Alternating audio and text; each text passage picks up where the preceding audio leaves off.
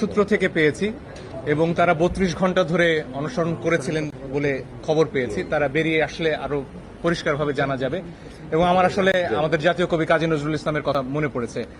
পত্রিকায় তার লেখার জন্য তাকে আটক করা হয়েছিল, আপনারা জানেন, আনন্দময়ীর আগমনে কবিতার জন্য। তারপর 39 দিন তিনি অনশন করেছিলেন, হার মানেননি। আমাদের সন্তানরাও হার মানবে না। এবং এই 6 জন কিন্তু শেষ নয়, এর বাইরেও আরো অনেককে আটক করা হয়েছে।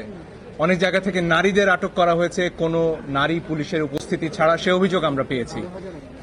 বিভিন্ন জায়গায় মোবাইল চেক করা হচ্ছে, যার কোনো অধিকার আইন শৃঙ্খলা রক্ষাকারী বাহিনীর নেই। এইগুলো অবিলম্বে বন্ধ করতে হবে।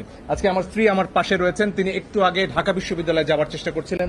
আমার শাশুড়ি, তার বয়স 69 বছর, তারা ঢুকতে পারছিলেন না। এই 3 জন মহিলার ভয়ে আমাদের দেশের পুলিশ তটস্থ হয়ে রয়েছে। তারা বিশ্ববিদ্যালয়ে ঢুকলে নাকি খুব বড় সমস্যা হয়ে যাবে। এই বাধা কেন? আমার স্ত্রী, আমার সন্তান, তারা কেন শান্তিতে নির্বিঘ্নে আমার রাস্তায় চলাচল করতে পারবে না? এটাই আমাদের প্রশ্ন। আমাদের খুব পরিষ্কার কথা, এই ধরনের হয়রানির কোনো অধিকার আমাদের সংবিধান দেয়নি। মোবাইল চেক করা যাবে না, বিনা কারণে কাউকে তুলে নেওয়া যাবে না, নারী পুলিশের উপস্থিতি ছাড়া নারীদের ধরে নেওয়া যাবে না। এগুলো অবিলম্বে বন্ধ করতে হবে। এটা যদি বেঞ্চ হয় তখন আমরা জানতে পারবো, এর আগে তো বলা যাবে না।